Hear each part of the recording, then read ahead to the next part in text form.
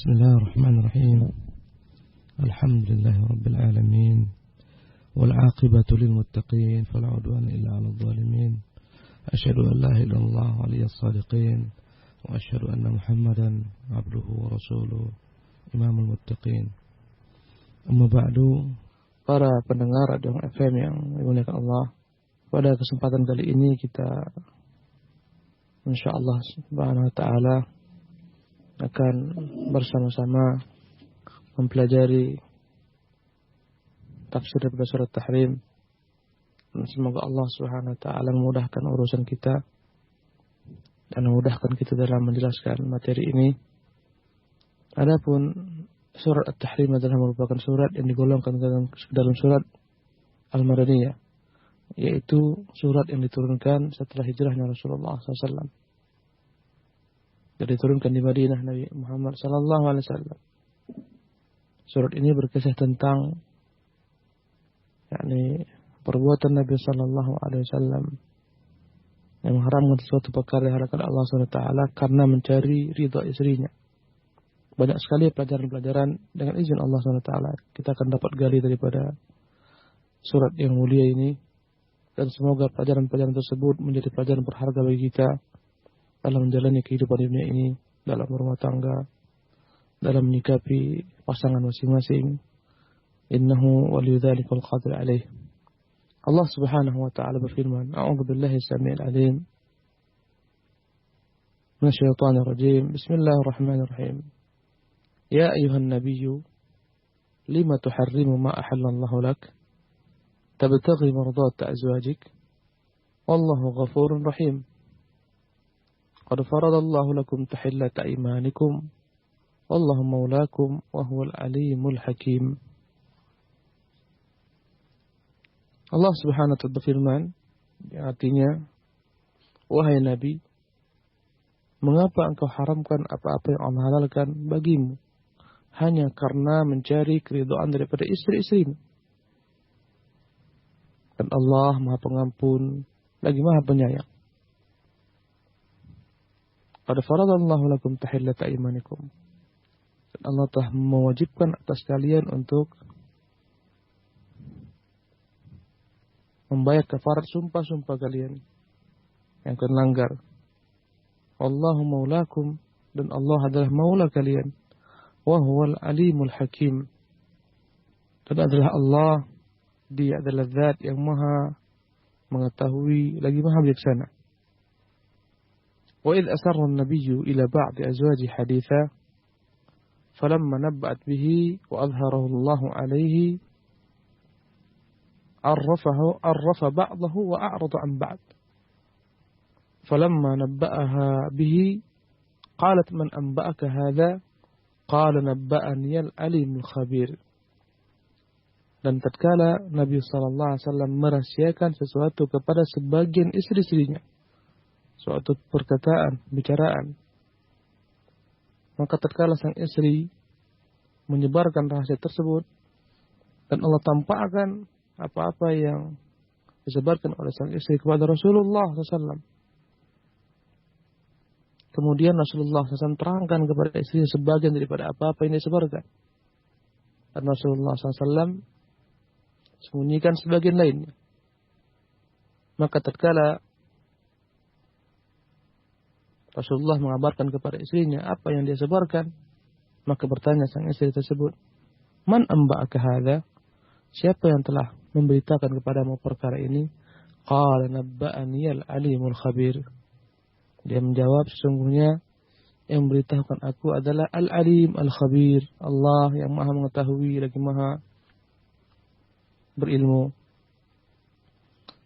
Para pendengar yang dimuliakan oleh Allah Subhanahu wa ta'ala, adapun asbabun nuzul, sebab turun ayat ini sebagaimana diungkapkan oleh Ibnu Katsir rahimahullahu ta'ala, bahwasanya Anas menyebutkan tentang Rasulullah sallallahu alaihi wasallam, adalah Rasulullah sallallahu alaihi wasallam memiliki seorang budak yang dia campuri yang bernama Maria al-Qibtiyah, yang dilebihkan Rasulullah daripada budak lainnya. Dan darinya lah kelak akan terlahir Ibrahim alaihissalam. Maka suatu ketika Rasulullah sallallahu alaihi wasallam atas desakan Aisyah dan desakan Hafsah, keduanya mendesak agar Rasulullah SAW tidak mendatanginya, sampai akhirnya Rasul terdesak dan mengharamkan mariyah terhadap dirinya sallallahu alaihi wasallam.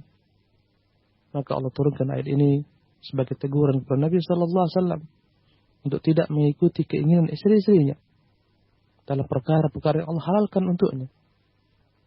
Allahu Akbar. Ayat ini adalah merupakan pelajaran yang berharga kepada Rasulnya yang mulia sallallahu alaihi wasallam sebagai qudwah agar diikuti oleh kaum muslimin, agar mereka tidak mengikuti selera istrinya dalam perkara-perkara Allah Subhanahu wa taala halalkan. Berkata Al-Imam Ibnu Katsir rahimahullah taala dengan sanadnya an Anas anna Rasulullah sallallahu alaihi wasallam kanat lahu amah yata'uha, adalah Rasulullah memiliki seorang budak yang dia campuri. Falam tazal bihi Aisyah wa Hafsah hatta harramaha. Maka Aisyah dan Hafsah terus-menerus mendesak Rasulullah sehingga beliau akhirnya mengharamkannya atas dirinya. Fa anzalallahu azza wa jalla ya ayyuhalladzina amanu ya ayyuhan nabiyyu lima tuharrimu ma ahallallahu lak. Maka turunlah ayat ini menegur Nabi sallallahu alaihi wasallam. Ini menunjukkan Al-Quran bukanlah merupakan perbuatan Nabi SAW, bukanlah perkataan Nabi, tapi perkataan Allah.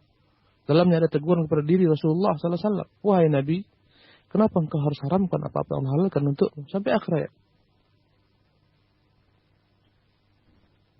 Al-Imam Ibnu Jarir At-Tabari meriwayatkan dengan sanadnya dari Zaid bin Aslam bahwasanya Rasulullah SAW pernah suatu ketika mencampuri Ummu Ibrahim atau Sarah atau Maria Qibtiyah di sebagian rumah daripada istri Rasulullah SAW. Sebagian riwayat menyebutkan beliau mencampur di rumah Hafsah radhiyallahu taala anha. Maka Hafsah mengetahui perkara tersebut dan dia berkata, "Ai Rasulullah, fi baiti wa ala firashi." Kau campuri dia di rumahku, di atas kasurku. Faja'alaha alaihi haraman.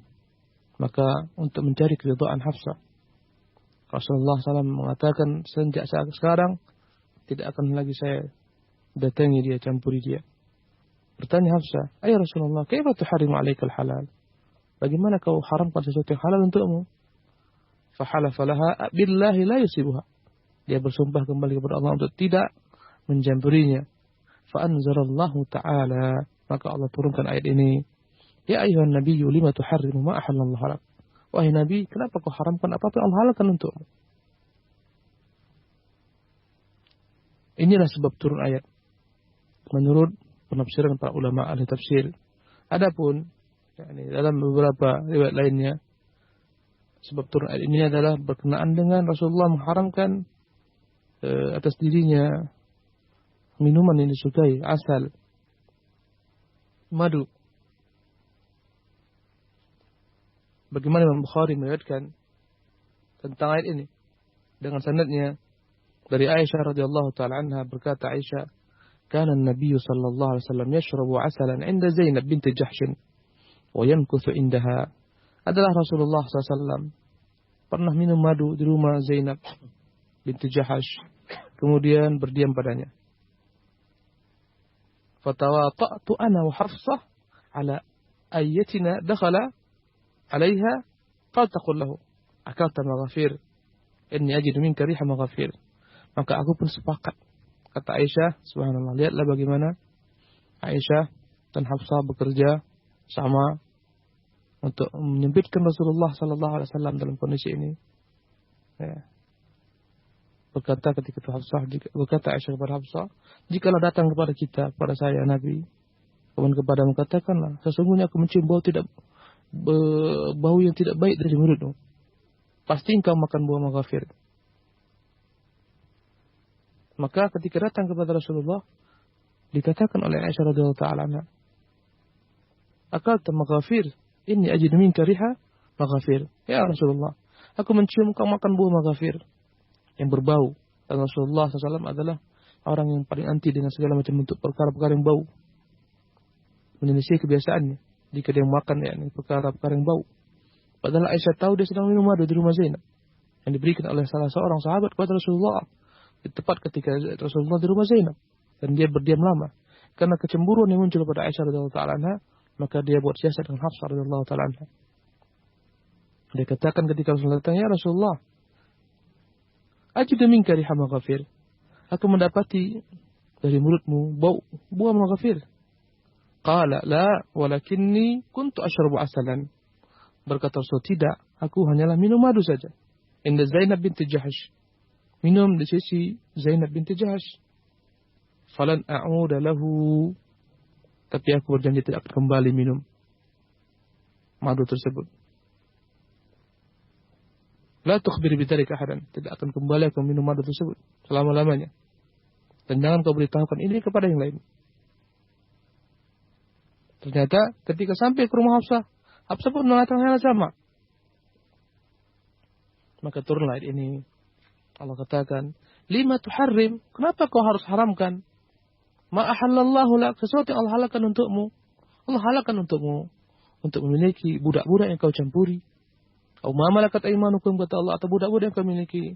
Allah halalkan untukmu untuk memakan yang Allah halalkan, berpemadu dan sejenisnya. Kenapa kau harus haramkan sesuatu perkara? Karena engkau mencari keridhaan daripada istri-istrimu. Tabtaghi mardata azwajik, engkau mencari keridhaan istrimu. Allahu musta'an. Maka inilah sebab kenapa ayat ini turun, surat Tahrim. Makanya disebut dengan nama At-Tahrim, karena Rasulullah mengharamkan mari yaqib di atas dirinya, atau mengharamkan madu yang dia minum di rumah Zainab bintu Jahash. Para pendengar yang dimuliakan oleh Allah Subhanahu wa taala, berkata Syekh Abdul Rahman bin Nasir Sa'di rahimahullah taala, "Hadza itaban min Allah li nabiyhi Muhammad sallallahu alaihi wasallam." Ini adalah merupakan celaan daripada Allah tabaraka wa taala kepada nabinya sallallahu alaihi wasallam. Hina harrama ala nafsihi sariyatahu Maryah. Tatkala diharamkan atas dirinya budak yang Allah halalkan untuknya. Atau syurb asal, ketika diharamkan untuk minum madu. Mura'atan li khatiri ba'di zawjatih. Hanya dalam rangka mencari keridhaan sebagai istri-istrinya. Maka Allah turunkan ayat yang mulia ini.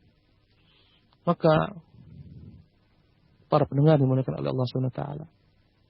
Al-halalu bayyin wal haramu bayyin wa bainahuma umurun mushtabihat. Perkara yang halal itu jelas, perkara yang haram itu pun jelas. Dan di antara keduanya ada perkara-perkara yang samar bagi sebagian orang. Janganlah seseorang, suami, dalam rangka mencapai keridhaan istrinya, dia mengharamkan atas dirinya perkara-perkara yang Allah Subhanahu wa taala halalkan.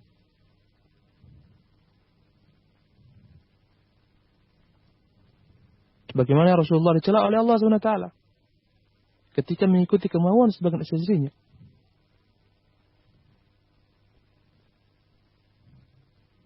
Banyak kaum muslimin kita melihat begitu lemahnya di hadapan istri-istrinya.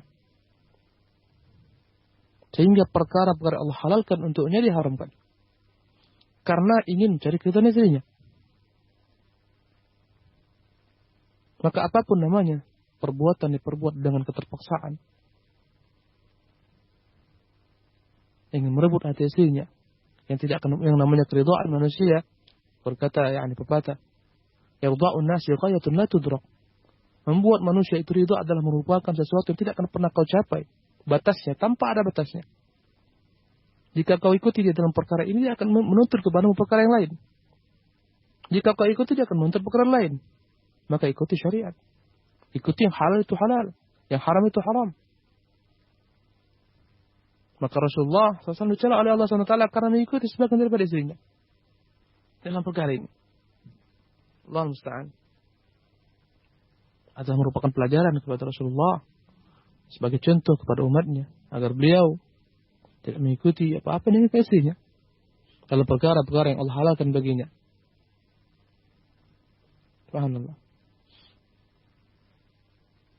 Qad faradallahu lakum tahillata aymanikum. Ay qad syara'a lakum wa qaddara ma bihi. Berkata Imam Nasir bin Sa'di, Abdul Rahman bin Nasir Sa'di rahimahullah ta'ala, ketika masuk ayat qad faradallahu lakum tahillata aymanikum. Allah telah mewajibkan atas kalian untuk menghalalkan sumpah-sumpah yang kalian langgar.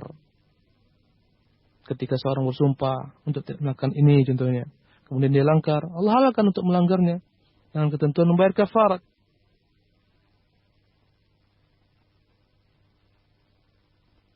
Dan hukum asalnya adalah kita dilarang untuk mengharamkan apa-apa yang Allah halalkan.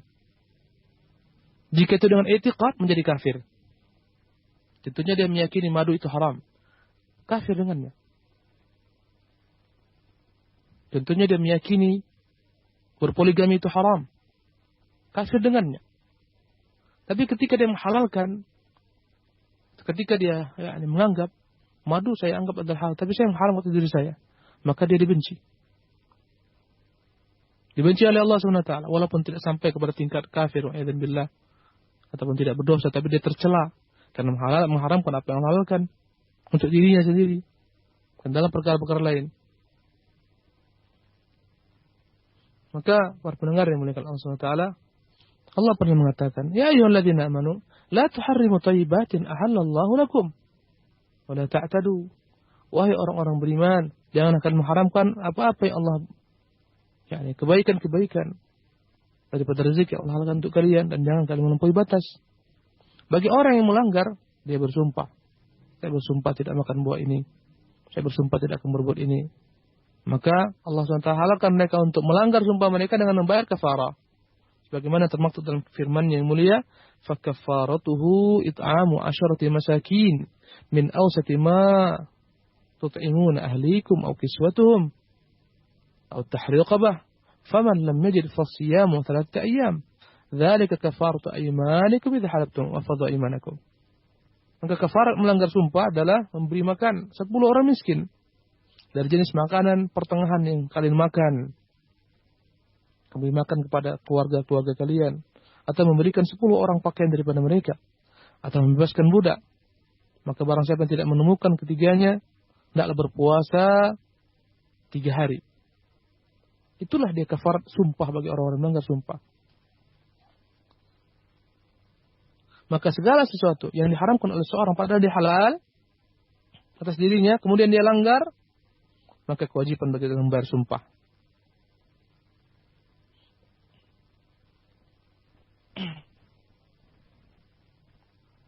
Allah SWT menyebutkan, wa idz arsara an-nabiyyu ila ba'di azwaji haditsan. Tatkala Nabi merahasiakan kepada sebagian istrinya haditsan, pemberitaan, perkataan. Yang tadi kita katakan, kata Rasulullah kepada Hafsah, kau rahasiakan ini, jangan kau beritahukan kepada siapapun juga. Tapi Hafsah radhiyallahu ta'ala anha ardhaha tidak, jaga rahasia ini. Dia sebarkan kepada Aisyah radhiyallahu ta'ala anha. Bahkan Aisyah perintahkan juga kepada Saudah untuk berbuat hal yang sama. Tentunya ini akan membuat Nabi SAW sempit. Maka dalam ayat yang mulia ini pelajaran juga kepada istri Rasulullah SAW agar mereka dapat menjaga Rasulullah SAW, menjaga rahasianya. Nanti akan kita bacakan bagaimana Allah mengancam istri Rasulullah SAW. Jika tidak mampu menjaga rahasia Rasulullah, menjaga kehormatan Rasulullah, Allah akan singkirkan mereka. Allah akan gantikan dengan istri yang baik. Allah katakan, falamma nabba'at bihi, tatkala dia sebarkan berita tersebut, Allah musta'an. Ya. Kelemahan wanita, terkadang enggak jaga rahasia. Wa adharahu Allah alaihi, Allah tampakkan rahasia tersebut yang dibeberkan kepada yang lainnya. Arrafa ba'dahu wa a'rada an ba'din. Allah beritahu sebagian rahasia tersebut, Allah rahasiakan sebagian lainnya. Falamma nabba'aha bihi, maka Rasulullah tatkala memberitahukan rahasia yang kuberikan kepadamu, yang kukatakan jangan beritakan kepada lain, ya, telah kau sebarkan. Kenapa kau sebarkan? Bertanya sang istri, man amba'aka hadza? Siapa yang telah memberitakan kepadamu? Karena ini adalah rahasia kami saja, para istri. Tidak ada yang mengetahui. Siapa yang memberitahukan? Berkata Rasulullah SAW, qala nabba'ani al-alimul khabir. Yang memberitahukan aku adalah al-alim. Dialah Allah yang maha mengetahui, al-khabir. Yang memantau semua gerak-gerik manusia, mengetahui gerak-gerik manusia. Allah musta'an.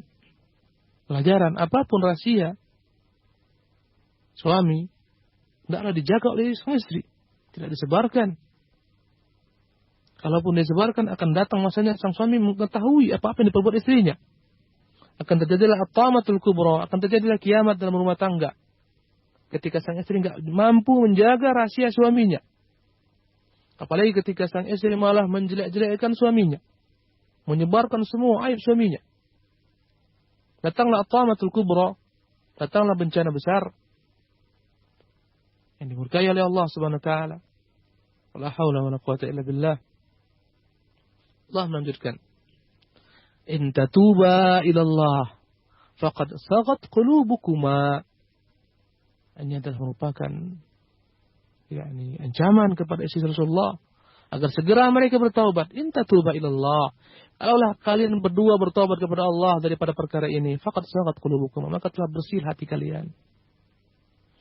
Wa in tadhahara alaihi, kalaupun kalian berdua malah menentangnya,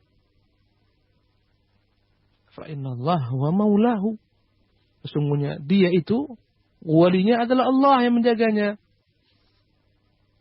Wa Jibrilu, dan Jibril yang mendukungnya. Wa salihul mu'minin, dan orang-orang saleh daripada orang-orang beriman di belakangnya. Wal malaikatu ba'da dzalika zahir. Demikian juga para malaikat-malaikat setelah mereka semua juga membantu di belakang Rasulullah SAW. Allahu Akbar. Kalau kalian menentangnya, yang tertentang adalah Rasulullah. Di belakangnya Allah Tabaraka wa Ta'ala. Di belakangnya Jibril. Di belakangnya salihul mu'minin. Allahu Akbar. Wahai para istri-istri, jika Anda menentang suami Anda, hakikatnya Anda menentang Allah Jalla fi'ulah. Anda menentang Allah Tabaraka wa Ta'ala yang telah mewajibkan kalian untuk taat kepada suami-suami kalian. Yakinlah kehancuran dalam rumah tangga itu akan muncul ketika sang istri menentang suaminya. Maka Allah SWT ajarkan kepada istri Rasulullah agar jangan menentang suaminya. Sebagai pelajaran kepada kaum mukminat akan mengikuti ummahatul mukminat. Dan ternyata kedua-duanya segera bertobat kepada Allah Subhanahu wa taala. Dan ini menunjukkan mereka adalah manusia. Tapi sebaik-baik manusia yang segera ketika diberi peringatan kembali kepada Allah Subhanahu wa taala. Dan ancaman kepada mereka. Dan ancaman kepada seluruh wanita yang menentang suaminya, menentang Allah, menentang Rasulullah SAW. Allah SWT akan menggantikan mereka. Berkata Allah SWT, "Asa rabbuhu in tallaqakunna an yubdilahu azwajan khairan minkunna muslimatin mu'minatin qanitatin taibatin abidatin saihatin thayyibatin wa abkara." Asa rabbuhu, mudah-mudahan Tuhannya, in tallaqakunna, kalau dia ceraikan kalian semua, an yubdilahu azwajan, akan menggantikan posisi kalian dengan istri-istri khairan minkunna, yang lebih baik daripada kalian. Muslimatin, mereka adalah istri-istri yang muslimat, berserah diri, tunduk kepada Allah dengan seluruh anggota tubuhnya, melaksanakan aktivitas menghambakan diri kepada Allah, mengerjakan perintah Allah. Mu'minatin, yang mereka beriman dengan hati mereka, mengerjakan segala macam perintah-perintah Allah yang berkaitan dengan ibadah-ibadah hati, berupa takut kepada Allah, cinta kepadanya, bertawakal kepadanya, bergantung kepadanya.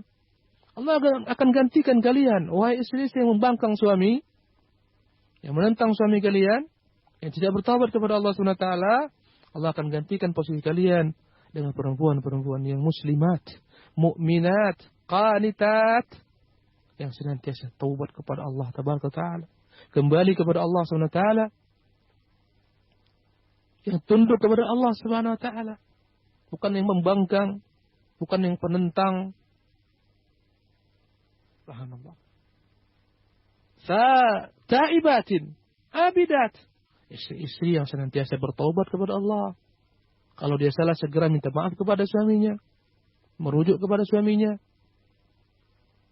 Sehingga dia pegang tangan suaminya dan berkata, ya suamiku, demi Allah, aku tidak dapat tidur malam ini tanpa ridhamu, ridhoi aku.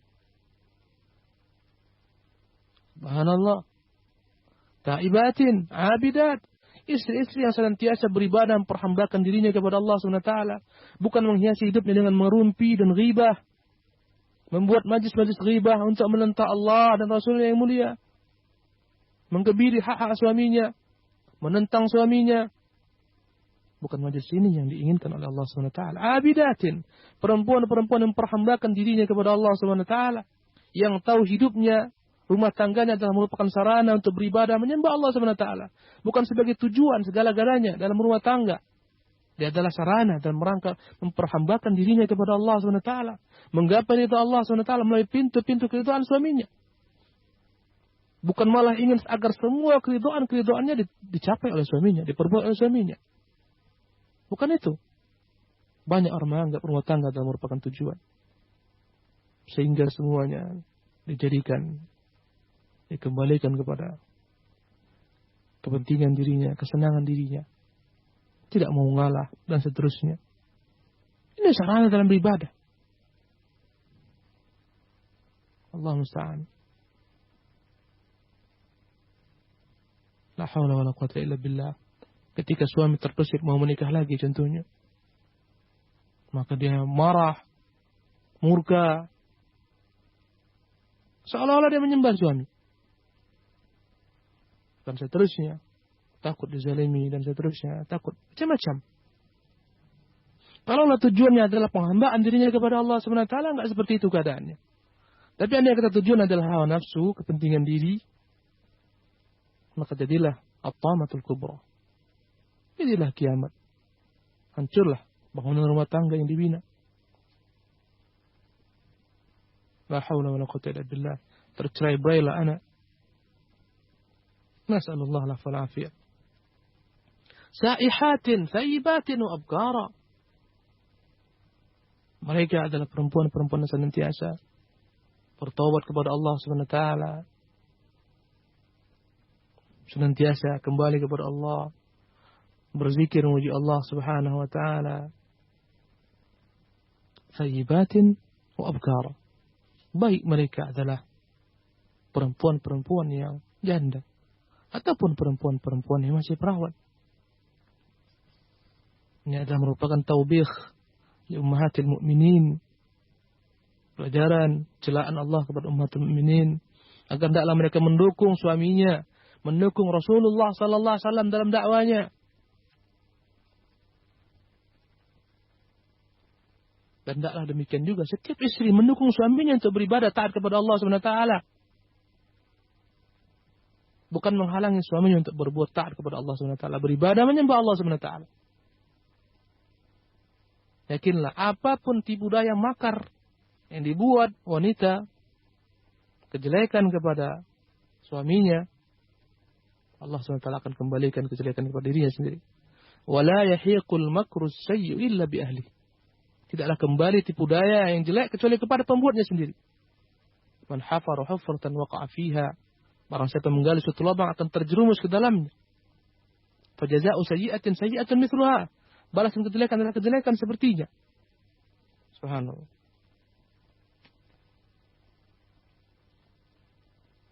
Para pendengar yang dimuliakan oleh Allah Subhanahu wa taala.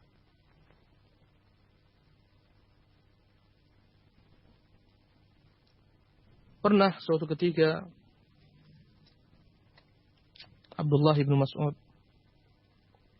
Abdullah bin Abbas maksud kita, radhiyallahu ta'ala anhu, berusaha ingin mencari tahu firman Allah, in tatuba ilallah faqad sagat qulubukuma. Kepada siapa Rasul Allah katakan, jika kalian berdua kepada Allah, bertobat, Allah akan ampuni kalian. Sucikan hati kalian berdua. Betapa dahsyatnya semangat Ibnu Abbas radhiyallahu ta'ala menuntut ilmu. Berkata Ibnu Abbas, lam azal harisan ala an as'ala Umar anil mar'ataini min azwajin Nabi sallallahu alaihi wasallam allataini qala Allah ta'ala in tatuba ila Allah faqad saqat qulubukuma. Aku terus-menerus ingin sekali mengetahui, berambisi mengetahui siapakah dua orang istri Rasulullah yang dimasukkan di sini agar bertobat kepada Allah Subhanahu wa taala. Ini tanyakan kepada Umar radhiyallahu taala anhu. Lama, sampai setahun keinginan tersebut baru diwujudkan karena segannya dia, wibawanya Umar radhiyallahu taala anhu. Berkata Abdullah bin Abbas, hatta hajja Umar wa hajjatu ma'ah. Sampai datanglah masanya Umar haji dan aku pun haji bersamanya. Falamma kana bi ba'd at-tariqi adala Umar wa adaltu ma'ahu bil idawati fatabarraz. Suatu ketika dalam suatu perjalanan kami pergi haji, Umar pergi buang hajat. Maka aku ikuti dia, aku bawakan baginya ember yang kupenuhi padanya air. Maka dia pun buang air. Thumma atani. Kemudian dia datang, fasakabtu ala yadayhi fatawadda. Tuangkan air, kemudian dia berwudu. Faqultu, maka aku pun bertanya. Subhanallah, inilah setahun masih mendekam dalam otaknya. Apa jawaban firman Allah, in tatuba ilallah? Jika kalian berdua bertobat kepada Allah, siapa kegerangan? Menunjukkan betapa gairahnya Ibnu Abbas menimba ilmu. Dan menunjukkan betapa tingginya wibawa Umar bin Khattab radhiyallahu ta'ala. Ketika tepat masanya. Fakultu, aku pun bertanya, ya Amirul Mukminin. Wahai Amirul Mukminin. Manil mar'atani min azwajin Nabi sallallahu alaihi wasallam allatani qala Allah ta'ala in tatuba ilallah faqad sagat qulubukuma. Wahai Amirul Mukminin. Siapakah dua orang daripada istri Nabi sallallahu alaihi wasallam yang Allah katakan, andai kata kalian berdua bertobat kepada Allah, maka telah suci hati kalian. Faqala Umar. Maka Umar berkata, wa ajaban laka ya Ibn Abbas. Qala Az-Zuhri kariha wallahi ma sa'alahu anhu wa lam yaktumhu. Berkata Umar, alangkah anehnya pertanyaan engkau wahai Ibnu Abbas. Berkata Zuhri, sebenarnya Umar enggan untuk menjawab perkataan ini. Menjawab pertanyaan Ibnu Abbas, tapi tidak mau disembunyikan ilmu. Qala, dia enggan karena berkaitan dengan anaknya. Qala, berkata ketika itu Umar, dan menunjukkan betapa Umar tidak menyembunyikan ilmu walaupun berkaitan dengan anaknya sendiri, putrinya. Qala, hiya Aisyatu wa Hafsah. Berkata Umar, kedua-duanya adalah Aisyah dan Hafsah. Qala, thumma akhadha yasuqul hadith. Kemudian Umar pun berbicara panjang lebar. Qala, berkata Umar, kunna ma'syar Quraisyin qauman naglibun nisa'a. Kami orang-orang Quraisy terbiasa mendominasi wanita. Lebih dominan daripada wanita, mendominasi wanita. Di atas wanita. Falamma qadimna al-Madinata wajadna qauman taglibuhum nisa'uhum. Tatkala kami berangkat ke Madinah hijrah, kami dapati di Madinah mereka adalah suatu kaum yang mereka dibawa intervensi istri-istri mereka. Fatafiqa nisa'una yata'allamna min nisa'ihim. Maka akhirnya perempuan-perempuan kami pun belajar daripada mereka. Ini menunjukkan bagaimana bi'ah, lingkungan dapat mempengaruhi seorang. Kata Umar, kami orang Quraisy terbiasa untuk mengatur istri kami, mengarahkannya, meluruskannya, mendiktinya. Sampai kami di Madinah, kami dapati orang-orang Madinah, mereka senantiasa didikte oleh istri-istri mereka. Akhirnya istri-istri kami pun mengambil pelajaran dan sifat karakter mereka. Qala, berkata Umar, wa kana manzili fi dari Umayyah bin Zaid bil Awali. Ketika itu rumahku adalah di kampung Umayyah bin Zaid, tepatnya di Awali Madinah, tempat yang dataran tinggi Madinah. Qala, berkata Umar, faghadibtu yawman ala imra'ati fa idha hiya turaji'uni. Suatu ketika aku marah kepada istriku. Namun aku betapa kagetnya ketika dia menentangku, menjawabku.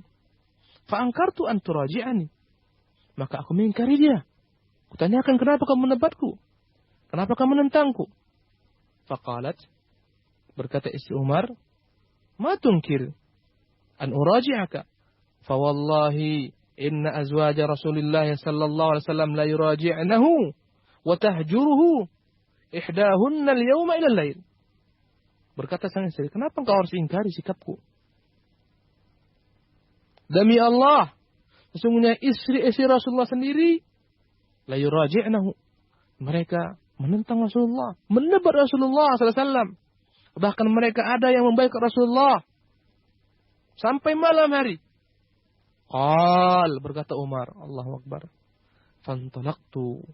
Segera aku bergegas, bertolak. Lihatlah bagaimana Umar, betapa tingginya loyalnya kepada Rasulullah SAW. Segera ditinggalkan majlis tersebut. Fadakhaltu al Hafsah. Aku masuk ke rumah Hafsah. Faqultu. Aku pun bertanya. Aturaji'ina Rasulullah sallallahu alaihi wasallam? Pernahkah engkau mendebat Rasulullah sallallahu alaihi wasallam? Faqalat na'am. Berkata Hafsah, ya. Qultu. Wa tahjuru ihdakunna al-yawma al-lail? Bahkan ada kan yang boikot dia dari pagi sampai sore hari, dari siang sampai malam hari? Qalat na'am. Berkata Hafsah, ya. Qultu, aku berkata, yakni Umar berkata, qad khaba man fa'ala dzalika minkunna wa khasir. Telah binasalah di antara kalian yang berbuat demikian, merugilah dia. Afata'man ihdakunna an yaghdaballahu 'alaiha li ghadabi Rasulillah sallallahu alaihi wasallam? Apakah kalian merasa tentram kalau saja kalian membuat Allah murka kepada kalian karena murkanya Rasulullah kepada kalian? Fa idza hiya qad halakat, jika terjadi maka binasalah dia. Jika Allah murka kepadanya karena kemurkaan Rasulullah, binasalah dia. La turaji'i Rasulullah, wahai Hafsah, jangan pernah kau menentang suamimu, mendebat suamimu. Wala tas'alihi syai'an, jangan kau minta kepadanya apapun juga. Wasalini min mali ma badalaki, minta kepadaku kebutuhan-kebutuhanmu. Harta yang aku miliki, minta kepadaku. Wala yaghurrannaki an kanat jaratuki hiya awsam. Janganlah kau merasa cemburu kepada tetanggamu itu, yakni Aisyah, karena dia lebih cantik. Wa ahab ila Rasulillah, lebih dicintai Rasulullah minki daripadamu. Qala wa kana li jaran min al-ansar. Berkata Umar, sementara aku memiliki seorang tetangga dari golongan Ansar. Wa kunna natanawabun nuzula ila Rasulillah. Kami berdua bergantian untuk mendatangi majlis ilmu Rasulullah SAW. Yanzilu yawman wa anzilu yawman. Suatu hari dia yang turun ke majlis Rasulullah mendengarkan ilmu, kemudian dia hafalkan, dia sampaikan kepada ketika pulang. Besoknya aku yang pergi akan sampaikan kepadanya ketika pulang. Fayatini bi khabaril wahyi wa ghairi. Wa ati bimithli dzalik. Ini menunjukkan betapa gairahnya Umar dalam menimba ilmu. Ketika dia enggak mampu menghadiri majelis, dia perintahkan kawannya menggantikan dirinya, menyampaikan apa yang didengarkan oleh kawannya. Begitulah gairahnya sahabat. Ketika hidup mereka dipenuhi dengan ilmu, gairah menimba ilmu, maka alangkah lurus cara yakni beragama mereka, kehidupan mereka, tentramnya rumah tangga mereka. Allahu Akbar. Qala, berkata Umar, wa kunna natahaddatsu anna Ghassana tan'alul khayla litaghzuna. Kami heboh tentang persiapan orang-orang Romawi, ya. Ghassan yang telah menyiapkan kuda-kuda perang untuk memerangi kami. Itulah perkara yang dikhawatirkan kaum muslimin. Romawi dengan jumlahnya yang banyak, 100.000, 200.000 orang telah menyiapkan pasukan untuk menyerang kaum muslimin. Itulah senantiasa yang selalu menggantung di kepala kaum mukminin. Fa nazala sahibi yawman thumma ata isya'an fa daraba babi thumma nadani. Maka suatu malam datang tiba-tiba dia mengetuk pintuku waktu isya. Seketika aku pun keluar. Fa kharajtu ilaihi fa qala hadatha amrun 'azim. Tiba-tiba dia ketuk pintu, aku pun menjawabnya dan membuka. Dan dia mengatakan telah datang berita yang sangat heboh besar sekali. Faqultu wa madzaka? Aja'at Ghassan, berkata Umar radhiyallahu ta'ala anhu. Apa yang kau dengar? Apakah telah datang tentara Ghassan, Romawi? Ini adalah merupakan berita yang paling mengganjal di hati mereka. Qala, berkata sahabat orang Ansar tersebut, la, bukan tentang Romawi dengan para pasukannya, bukan. Bal a'zam min dzalik wa afwal. Berita yang lebih dahsyat daripada itu, lebih parah daripada itu. Subhanallah. Umar heran. Berita apa lagi yang lebih dahsyat daripada itu? Talaqa Rasulullah sallallahu alaihi wasallam nisa'ahu. Rasulullah telah menceraikan istri-istrinya. Faqultu, seketika aku mengatakan, qad khabat Hafsah wa khasirat. Qad kuntu adhunnu hadha kainan. Binasal Hafsah, merugi Hafsah. Aku telah yakin ini akan terjadi. Allahu Akbar. Berita lebih besar daripada kedatangan Ghassan. Rasulullah menceraikan semua istrinya. La haula wala quwata illa billah. Inna lillahi wa inna ilaihi raji'un. Ini berita yang tersebar. Walaysa al-khabaru kal mu'ayyan. Dan tidaklah senantiasa berita itu sebagaimana yang terlihat. Tidak senantiasa apa yang dengar sama dengan apa yang dilihat. Hatta idza shallaitu subha syadartu ala thiyabi. Selepas aku subuh, aku mengenakan pakaianku. Thumma nazaltu fadakhaltu al Hafsah wa hiya tabki. Segera aku bergegas mendatangi rumah Hafsah setelah subuh. Umar ingin mengecek, dia tidak puas dengan berita yang dengar. Ini kewajiban kita. Ketika mendengar sesuatu perkara, jangan langsung dibenarkan sampai dicek kebenarannya. Langsung didatang ke rumah Hafsah. Wahiyya tabki. Dan dia dalam keadaan menangis. Langsung dia ke narasumber. Dan ini kaidah dalam beragama. Jangan menyampaikan sesuatu sebelum Anda mengetahui dengan jelas. Banyaknya musibah terjadi di antara kaum muslimin. Fitnah. Disebabkan karena menyampaikan apa-apa yang tidak jelas perkaranya. Simpang siur. Si fulan berbuat kaita wa kait. Seperti ini, seperti itu. Si fulan telah berbuat seperti ini, seperti itu. Tersebar berita satu kotak. Padahal nggak ada hakikatnya. Tidak benar. Dan ini merupakan majlis yang dilarang oleh agama Allah SWT. Sebagaimana Rasul mengatakan, Allah menjadi 3 perkara. Radiya lakum thalathan wa kariha lakum thalathan. Ridha 3 perkara, benci 3 perkara. Di antaranya adalah qila wa qila wa qal. Banyak menyebarkan katanya. Si fulan menikahi si fulana, si fulan menceraikan si fulana, si fulan berselingkuh, si allan. Qila wa qal. Bencana musibah. Ini telah melanda kaum muslimin. Dan sempat melanda kota Madinah. Wahya tabki. Hafsah dalam keadaan menangis. Faqultu. Aku bertanya kepadanya. Atallaqakunna Rasulullah sallallahu alaihi wasallam? Benarkah Rasul telah menceraikan kalian? Faqalat la adri. Dengan menangis dia berkata, saya tidak paham. Huwa hadha mu'tazil fi hadhihi al-mashrabah. Dia sekarang menyendiri, meninggalkan kami semua. Dalam gubuk itu. Fa'ataitu ghulaman lahu aswad. Maka aku datang ke gubuk, dimaksudkan. Kudapati ada penjaga di sana seorang budak hitam. Faqultu sta'din li Umar. Kukatakan kepadanya, pergilah minta kepada Umar. Minta kepada Rasul agar Umar diizinkan menemuinya. Fadakhala al-ghulamu thumma kharaja ilayya faqala dzakartuka lahu fasamat. Berkata budak tersebut, aku telah sebutkan keinginanmu untuk masuk menemui beliau, tapi beliau hanyalah diam semata. Fantalaqtu, berkata Umar, aku pun bergegas meninggalkan tempat tersebut. Hatta ataitul mimbar, masuk ke masjid, ku datangi mimbar. Fa idza indahu rahatun julusun yabki ba'dhum. Ku dapat di sana ada orang-orang, sekelompok orang-orang yang menangis. Subhanallah. Petaka terjadi di Madinah, musibah besar. Rasulullah menceraikan semua istrinya. Ini yang tersebar di kalangan sahabat dan sebagian mengiyakan. Tapi Umar ingin mengecek kebenarannya. Didapati Umar di sana ada sahabat menangis. Ini menunjukkan betapa loyalnya para sahabat kepada Rasulullah SAW. Karena beliau adalah pembawa wahyu, penyampai wahyu. Jangan sampai beliau menjadi kesulitan dengan istri-istrinya. Jangan sampai dakwah beliau terhalangi gara-gara istrinya. Jangan sampai Rasulullah murka kepada istri-istrinya. Sehingga menceraikan istri-istrinya. Fajalastu indahu qalila. Thumma ghalabani ma ajid. Aku pun duduk bersama mereka sebentar. Kemudian aku enggak sabar. Fa'ataitul ghulam. Kembali aku datang kepada budak tersebut. Faqultu ista'dil li Umar.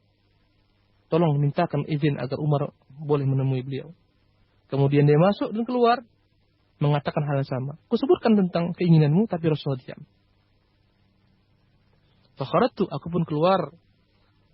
Kembali ke masjid.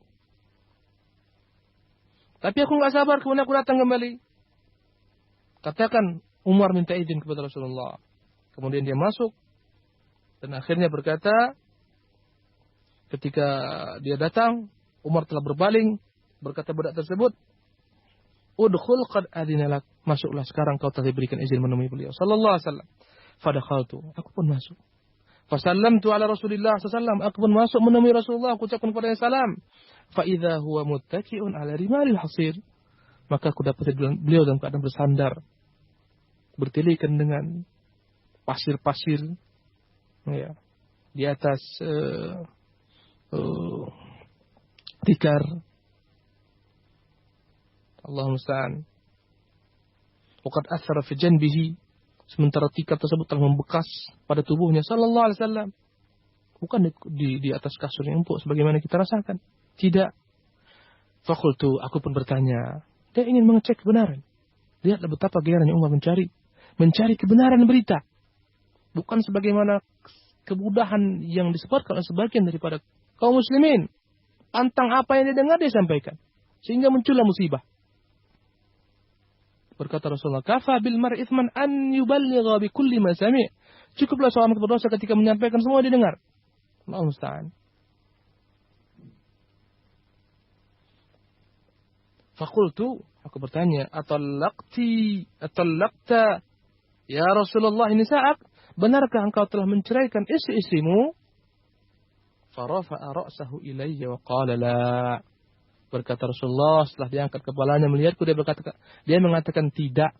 Ini berita yang sebenarnya. Langsung ke narasumber. Sahibul qissah, bukan qila wa qala, katanya. Yang telah membuat Quran banyak porak-poranda simpang siurnya berita qila wa qal, ke timur ke barat, padahal enggak ada hakikatnya. Qala la, dia berkata tidak. Faqultu Allahu akbar. Aku berkata Allahu akbar, kaget Umar radhiyallahu taala anhu. Yang dia dengar dari orang-orang yang telah tersebar berita bahwasanya Rasul telah menceraikan istrinya. Ketika dia pastikan kepada Rasulullah SAW, ini menunjukkan kewajiban setiap seorang beriman taharri fi sima'il khabar. Benar-benar mengecek apa yang didengar. Berapa banyak muncul fitnah karena tidak mengecek apa yang didengar. Tersebar isu-isu santer. Seluruh orang telah tahu padahal nggak ada hakikatnya. Hanyalah merupakan kabar angin, kabar burung, gosip. Oh iya kan billah. Jikalau itu mengerjakannya orang-orang awam, masih dah lumrah. Jika yang mengerjakannya tulabul ilmi atau talibatu ilmin, yang mengikarkan diri tegak di atas sunnah, mengikuti sunnah, yang telah menghijabi luarnya dengan hijab yang besar, tapi dalamnya tidak dihijabi dengan hijab agama, hanya tampilan zahir. Allah musta'an. Menyedihkan kita ketika majlis kaum mukminin, kaum mukminat yang mengikarkan dirinya tegak di atas sunnah, mengikuti sunnah, membawa kitab-kitab sunnah, mereka menjadi penghalang-penghalang sunnah. Mereka menjadi perusak-perusak sunnah. Walau ra'aitana ya Rasulullah, berkata Umar menghibur. Kalaulah engkau melihat kami ya Rasulullah. Wa kunna ma'syar Quraisy qauman naghlibun nisa. Engkau tahu kita mendominasi wanita, kaum Quraisy. Falamma qadimna al-Madinah, tatkala kami sampai di Madinah, wajadna qauman taghlibuhum nisa'uhum, kami dapati ahlul Madinah, mereka didominasi oleh istri-istri mereka. Fatafiqa nisa'una ta'allamna min nisa'ihim. Akhirnya perempuan-perempuan kita belajar daripada mereka. Faghadibtu 'ala imra'ati yawman fa idza hiya turaji'uni. Suatu ketika aku marah kepada istriku, malah dia bantah. Dia jawab, fa ankartu an turaji'an. Aku mengingkari kenapa dia banyak menjawab. Faqalat, dia menjawab, ya Rasulullah, kenapa kau harus ingkari aku? Wallahi demi Allah, sungguhnya istri Nabi saja mengingkari beliau, menjawab beliau, mendebat beliau, bahkan mengacukan beliau sampai sore, sampai malam hari. Maka aku katakan, qad khaba man fa'ala dzalik minkunna wa khasirat. Kalau itu terjadi telah binasalah orang-orang berbuat itu kepada Rasulullah sallallahu alaihi wasallam. Afata'manu ihdakunna an yaghdaballahu 'alaiha? Apakah mereka merasa aman? Mereka lepas daripada murka Allah Subhanahu wa taala ketika Allah murka kepadanya sebab kemurkaan Rasulullah sallallahu alaihi wasallam? Fatabassama Rasulullah, maka Rasul terhibur, dia pun tersenyum. Fakultu, aku bertanya, ya Rasulullah, qad dakhaltu ala Hafsah. Aku pernah masuk ke rumah Hafsah, katakan kepadanya, ya Hafsah, janganlah engkau merasa cemburu berlebihan karena engkau melihat tetanggamu itu, yakni Aisyah, lebih dicintai oleh Rasulullah SAW, sehingga engkau menuntut kepadanya banyak-banyak hal, macam-macam hal. Akhirnya Rasulullah kembali terhibur dengan perkataan Umar radhiyallahu ta'ala. Para pendengar yang dimuliakan oleh Allah Subhanahu wa taala. Maka Rasulullah SAW meninggalkan istrinya selama 29 hari. Semuanya ditinggalkan Rasulullah SAW. Allahu Akbar. Pelajaran. yang begitu indah dari kehidupan Rasulullah SAW. Menunjukkan mereka adalah Rasulullah adalah merupakan orang-orang yang bukan merupakan malaikat yang steril daripada segala macam kesalahan. Mereka manusia, mereka wanita-wanita. Tentunya yang terbaik dari sekalian alam. Tapi mereka memiliki kelemahan-kelemahan. Tapi yang membuat mereka sempurna adalah ketika mereka segera kembali kepada Allah SWT. 29 hari Rasulullah SAW tinggalkan mereka semua. Karena mereka mempersempit gerak Rasulullah SAW. Mereka menuntut belanja yang lebih daripada Rasulullah Sallallahu Alaihi Wasallam. Bahkan turun ayat khiyar. Allah SWT perintahkan kepada Rasulullah mempermaklumkan kepada istrinya untuk memilih antara hidup dengan apa adanya di atas rumah nubuwah, baitun nubuwah, atau hidup diceraikan Rasulullah SAW. Silahkan kalian yang gemerlap dunia kalian. Khiyar, ayatul khiyar. Ya, subhanallah. Rasulullah berikan kesempatan milih. Kembali kepada Rasulullah SAW, tunduk, patuh kepadanya, enggak mempersempit gerak dakwah beliau, ruangan beliau, tapi hidup dengan apa adanya, atau memilih dunia, silahkan kuceraikan kalian semua. In kuntunna tudna dunya wa zinataha fata'alaina umatti'kunna wa usarrihkunna sarahan jamila. Kalau kalian lebih mencintai kehidupan dunia dengan merapnya, mari kuceraikan kalian semua dengan cara yang baik-baik. Pelajaran berharga. Kaum muslimin, kaum muslimat dimuliakan oleh Allah SWT. Demikian tafsiran kita. Semoga Allah SWT panjangkan umur kita untuk menyampaikan lanjutan daripada kajian yang mulia ini. Aqulu qawli hadza wa astaghfirullah li wa lakum wa atubu ilaihi. Wa sallallahu wa sallam ala Muhammadin wa akhir da'ana alhamdulillahi rabbil alamin. Wassalamu alaikum warahmatullahi wabarakatuh. Waalaikumsalam warahmatullahi wabarakatuh. Demikian sahabat Hang dimanapun Anda berada, sesi penafsiran yang disampaikan oleh Ustaz Abu Farsalsi dari penafsiran Al-Quran pada surat Tahrim.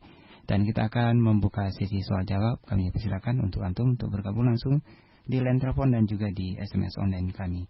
Assalamualaikum. Waalaikumsalam warahmatullahi wabarakatuh. Dengan Ibu siapa dan di mana? Dengan Cahya di Singapura. Iya, silakan. Assalamualaikum Ustaz. Waalaikumsalam warahmatullahi wabarakatuh. Ustaz, kalau melihat keadaan yang sekarang ini ya, kadang ada sebagian wanita yang mengikuti makar yang dilakukan oleh Aisyah dan Hafsah terhadap Rasulullah. Tapi mereka itu tidak mengikuti tobat yang Aisyah dan Hafsah lakukan. Dan mungkin hal ini juga karena rasa cinta mereka yang terlalu berlebihan terhadap suami. Nah, ini yang ingin Ana tanyakan. Usaha apa yang harus dilakukan biar rasa cinta terhadap suami itu tidak terlalu berlebihan hingga pada akhirnya kadang wanita itu terjerumus menghalalkan apa yang diharamkan Allah dan mengharamkan apa yang dihalalkan Allah dan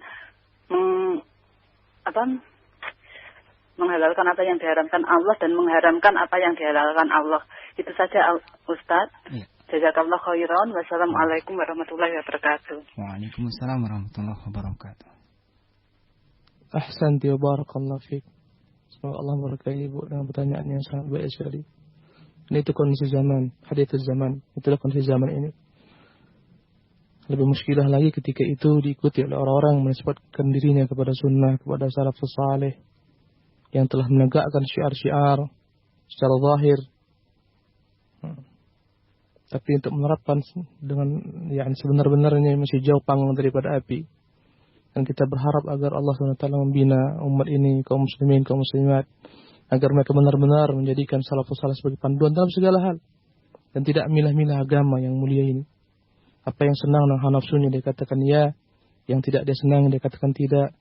Demi Allah, Rabbus samawati wal ard, Rabbis samawati wal ard, Rabbil arsyil azim. Banyak sekali tanpa disadari oleh sebagian kaum mukminat, mereka menentang Allah SWT sebelum menentang suaminya, kufur kepada syariat Allah SWT, lebih khusus lagi tentang syariat poligami. Sebagaimana ibu katakan tersebut, wallahi anti sadiqah, benar, masduqah, dibenarkan sekali. Banyak orang-orang muslimat yang mereka itu dalam hal makarnya buat makar sama sebagaimana dibuat oleh istri Rasulullah SAW. Bedanya mereka adalah khairun nas, sebaik-baik zaman. Mereka segera bertobat kepada Allah SWT. Mereka menyesali kesalahan mereka. Namun kita tidak menerima taubatnya. Tidak mengikuti taubat mereka. Makar mereka kita ikuti, tapi tidak mengikuti taubat mereka, gaya mereka bertobat kepada Allah Subhanahu wa taala. Maka tidak heran jika muncul gonjang-ganjing sana sini. Ketika majlis-majlis yang harusnya disebutkan padanya qala Allahu qala Rasulullah, berubah menjadi majlis yang disebutkan padanya fulan kaza, alan kaita. Si fulan seperti ini, si fulan telah menikah lagi, si fulan telah bercerai, si fulan telah mentalak istrinya, si fulan. Allah musta'an. Inilah majlis yang dipenuhi oleh mereka. Mereka gantikan kitabullah, mereka gantikan sunnah Rasulullah SAW. Allah musta'an, la hawla wa la quwata illa billah. Tentunya di antara sebab terjadinya hal seperti ini karena mereka tidak menganggap bahwasanya mereka dalam berumah tangga adalah merupakan jalan beribadah menuju Allah Subhanahu wa taala. Itu kesalahan fatal. Ketika mereka menganggap kecintaan mereka kepada suami itulah tujuan. Kalau suaminya menikah lagi, dianggap suaminya enggak cinta kepadanya. Suaminya menyampaikannya. Sehingga ada yang mengatakan, ya, habis manis cepat dibuang. Ketika kau telah punya anak, setiap tahunnya punya anak, kau campakkan aku, kau ceraikan aku. Habis manis cepat dibuang. Ya. Padahal suaminya boleh jadi tidak pernah punya niat menceraikannya. Tapi dipaksa, dituntut. Ketika suaminya misalnya ingin menikah kembali, berpoligami, maka dia menuntut minta cerai. Ini musibah tamatul kubra yang menimpa kaum muslimin dan muslimat. Merongrong, membuat tipu daya, membuat makar. Makaru makran kubara. Mereka buat tipu daya yang besar. Memperpanas keadaan, membangun opini, membuat provokasi. Dan diterima provokasi ini, opini ini oleh dhaifatul uqul, perempuan-perempuan yang lemah akalnya. Allah musta'an. Dijadikan dia sebagai perisai, sebagai bumper mereka untuk menjadi penentang syariat Allah SWT yang mulia ini. Kalau orang awam bicara, kita katakan da'hum wa sya'nahum, biarkan mereka. Tapi kalau orang yang menisbahkan dirinya kepada sunnah, yang telah menghijabi luarnya dengan hijab yang syar'i, tapi tidak hatinya, Allah musta'an, maka kita mengadu kepada Allah Subhanahu wa taala. Akhirnya jadilah hari-hari mereka merupakan hari-hari penangan gosip. Kalau orang-orang awam sibuk tentang gosip artis, si fulan, si alan, fulana, Zaid wa Amr, Fatimah wa Maryam, maka gosip mereka tujukan kepada ibadah Allah, hamba-hamba Allah Subhanahu wa taala. Boleh jadi kepada tetangga mereka, kepada kawan-kawan mereka, boleh jadi kepada guru-guru mereka, ustaz-ustaz mereka, enggak ada yang selamat. Allah musta'an. Itu semua karena mereka menganggap bahwasanya kepentingan diri itulah tujuan, hawa nafsu tujuan, kecintaan suami tujuan. Padahal kecintaan suami adalah merupakan bagian daripada kecintaan kepada Allah Subhanahu wa taala. Rumah tangga adalah merupakan sarana menyembah Allah Subhanahu wa taala, bukan dia jadi tujuan. Fala haula wala quwata illa billah. Jalannya enggak ada lain kecuali setiap orang sadar dirinya adalah menjadi hamba. Dan setiap laki-laki ketika menikah hendaklah menjadikan sarana tersebut sebagai bentuk penghambaan diri kepada Allah Subhanahu wa taala. Selama itu halal, dihalalkan oleh Allah Subhanahu wa taala. Selama itu merupakan sarana menurutnya pendukung untuk beribadah kepada Allah Subhanahu wa taala. Kenapa sang istri menghalanginya? Atas dasar apa? Dikebiri haknya. Sementara kewajiban telah diberikan semuanya. La haula wala quwata illa billah. Na'am. Syukur dan barakallahu fikum. Sekarang dimanapun Anda berada, masih kita buka pertanyaan di line telepon di 468106 atau di 0778467106. Bagi antum yang bergabung di line telepon di luar Batam dan juga di SMS online kami dengan mengetik kode KI kemudian spasi nama, alamat serta pertanyaannya dan dikirimkan ke 085668410106. Assalamualaikum. Waalaikumsalam. Dengan Ibu siapa dan di mana? Di Siglap, Singapura. Iya, silakan. Begini Ustaz, 3 tahun yang lalu ibu saya meninggal. Sebelum meninggal, di antara keluarga kami itu saling berdebat antara ayah dan abang saya, karena abang saya itu sudah menjual rumahnya dan dia telah berbisnis tapi tidak berhasil. Gitu. Coba Ibu arahkan pada topik pembahasan kita, jangan di luar tema. Oke. Ibu saya itu meminta pertolongan pada saya untuk mengatakan untuk mengatakan dusta kepada ayah saya karena ibu saya itu meminta di antara kita itu ada kedamaian gitu Ustaz. Bahwasanya bahwa rumah itu sudah milik saya dan sudah dibeli lagi sama abang saya gitu karena ayah saya itu mintanya itu disiplin gitu Ustaz. Jadi bagaimana itu solusinya Ustaz? Sedangkan ibu saya sudah meninggal dan dulu saya pernah disuruh Ibu ulangi sekali lagi soalnya. ayah saya. Apa Ibu bisa dipersingkat saja Ibu, pertanyaan intinya saja Ibu ya? Iya, saya pernah disuruh ibu saya untuk mengatakan berdusta kepada ayah saya dan kemudian ibu saya meninggal tapi sampai sekarang saya belum mengatakan hal itu sebenarnya pada ayah saya. Itu bagaimana Ustaz? Iya. Ya, terima kasih Ustaz. Assalamualaikum. Waalaikumsalam warahmatullahi wabarakatuh.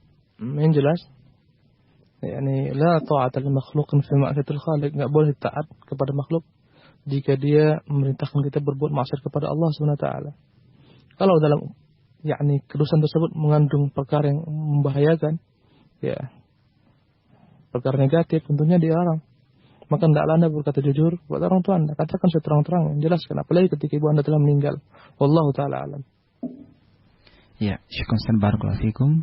Kemudian kita akan membacakan pertanyaan yang masuk dari SMS online yang kali ini berasal dari Ummu Abdillah di Batu Aji. Ustaz, apakah kedudukan suami lebih tinggi daripada orang tua bagi seorang wanita, dan jika istri berbuat kesalahan kepada suami, apakah dosanya lebih besar daripada jika dia berdosa kepada kedua orang tuanya, Ustaz? Misalnya berkata kasar. Bismillah, alhamdulillah, ba'du. Islam tidak mengajarkan demikian. Ya.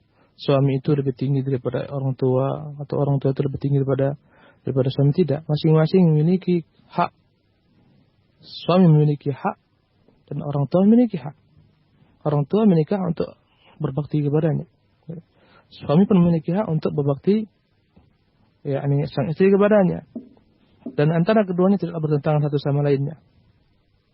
Tetapi kebiasaannya dalam Islam, ketika sang istri telah menikah, maka dia akan terikat kepada suaminya dan dia tentu lebih diutamakan untuk mengerjakan kewajiban yang lebih utama, mengabdi kepada suaminya sebagai istri.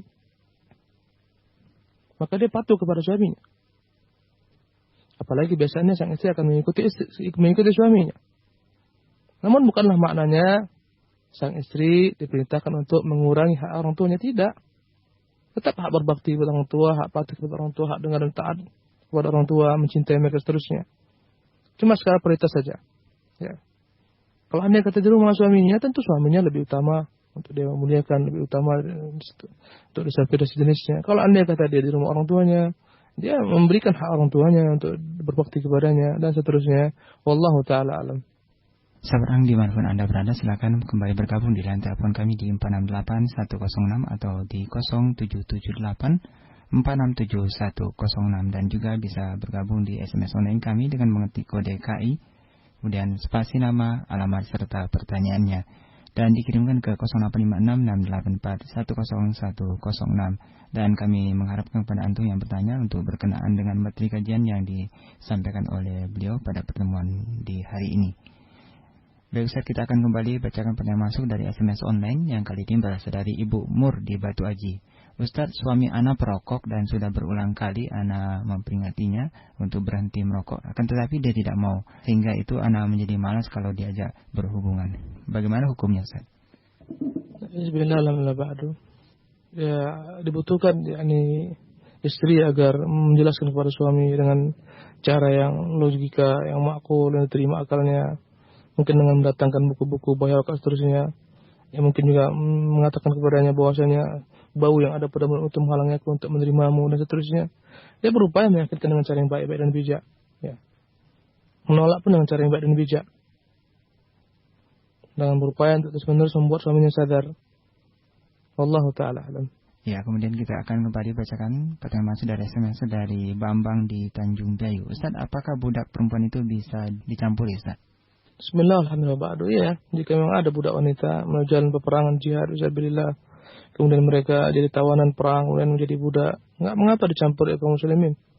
Dan Allah menghalalkan demikian. Kata Allah Subhanahu wa taala, "Walladzina hum li furujihim hafizun." Mereka orang-orang beriman adalah orang-orang menjaga kemaluan mereka. Illa ala azwajihim aw ma malakat aymanuhum. Kecuali kepada istri-istri mereka sendiri ataupun budak-budak yang mereka miliki. Maka ini menunjukkan kebolehan agama ini untuk mencampuri budak-budak yang kita miliki. Karena mereka akan merupakan budak-budak milik kita sendiri. Kalaupun yang memiliki anak, maka itu anak-anak mereka, anak kita. Wallahu ta'ala alam. Ya, syukur barakallahu fikum. Sahabat Hang dimanapun Anda berada, silakan kembali bergabung di line telepon kami di 468106 atau di 0778467106 bagi Antum yang berada di luar Batam, dan bisa bergabung di SMS online kami dengan mengetik kode KI kemudian spasi nama, alamat serta pertanyaannya dan dikirimkan ke 085684101006. Kembali dari SMS online, kali ini berasal dari Ibu Leni di Tanjung Pinang. Ustaz, bagaimana jika istri yang disuruh berpakaian syar'i oleh suami akan tetapi istri tidak mau melaksanakannya dengan berhilah bahwasanya yang penting dia tidak berbuat jahat, Ustaz? Bismillah, alhamdulillah, Pak Don. Tentunya ini menunjukkan dangkal pemahaman istri terhadap makna apa itu berbuat jahat, berbuat kejelekan. Menentang agama itu kejelekan, menentang perintah Allah adalah kejelekan. Tidak berhijab adalah merupakan kejelekan.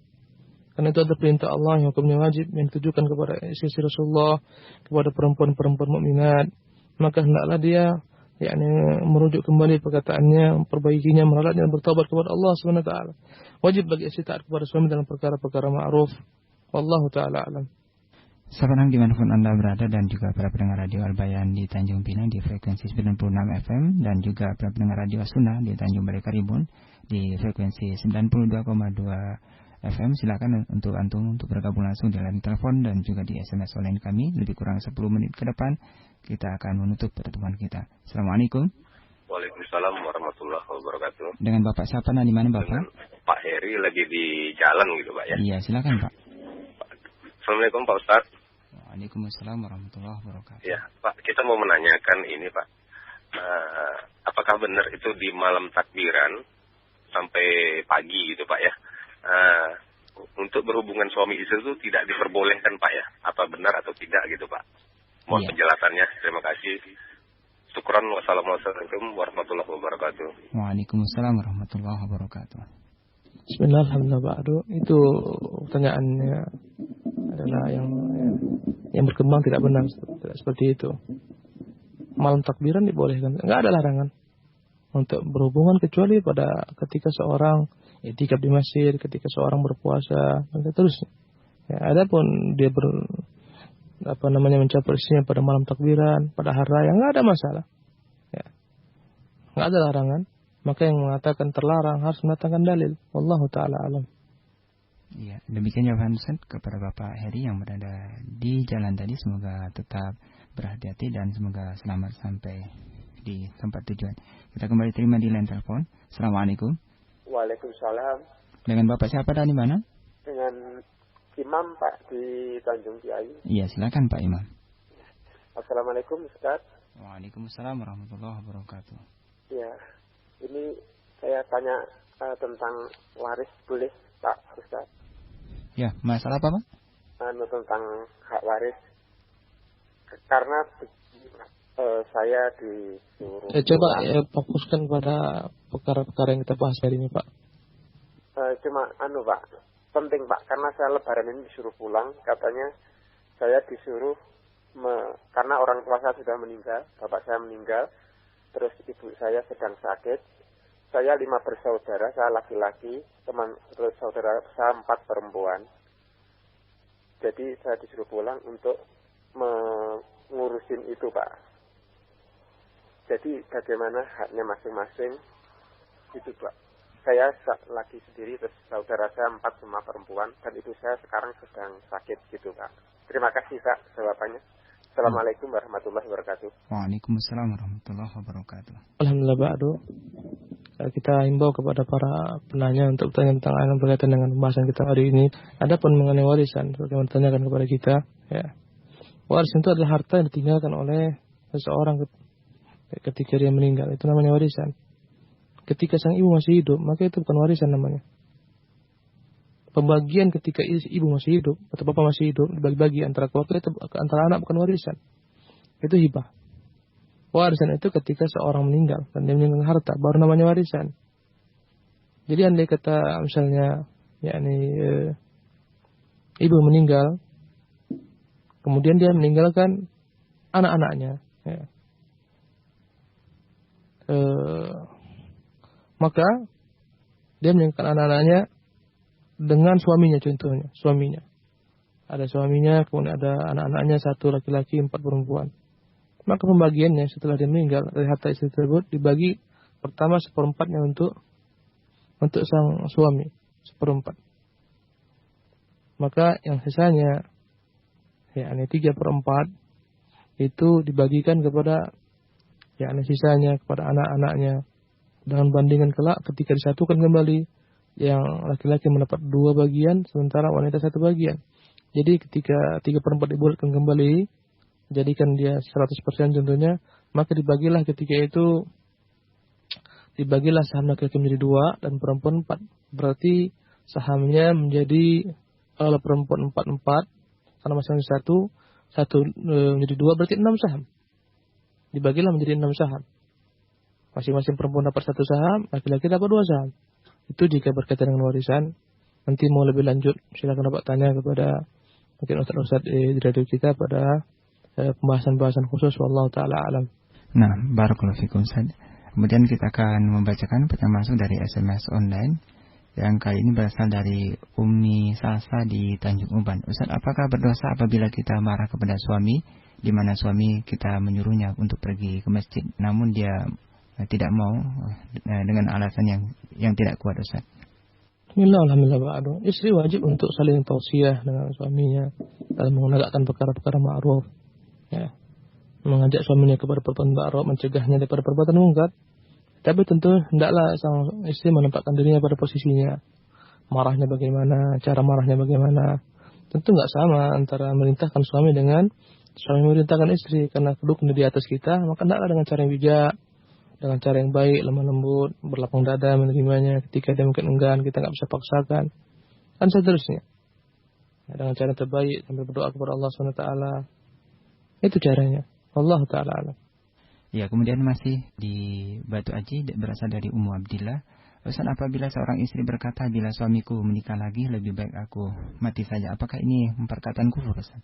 Ini Bismillahirrahmanirrahim. Ba'du.